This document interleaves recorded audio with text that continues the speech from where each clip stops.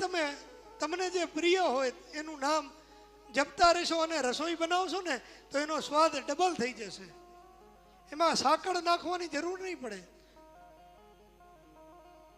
તમને ખ્યાલ હશે આપણે સત્યનારાયણની કથા કરીએ, એ કથાનો શીરો તમે ખાજો અને એ જ શીરો બીજા દિવસે બનાવીને જમજો, બેનો સ્વાદ અલગ આવશે.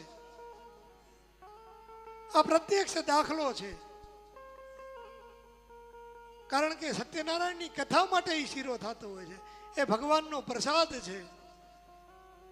ગોપી ગીતમાં પણ ગોપીઓએ કીધું છે, તવ કથામૃતમ તવ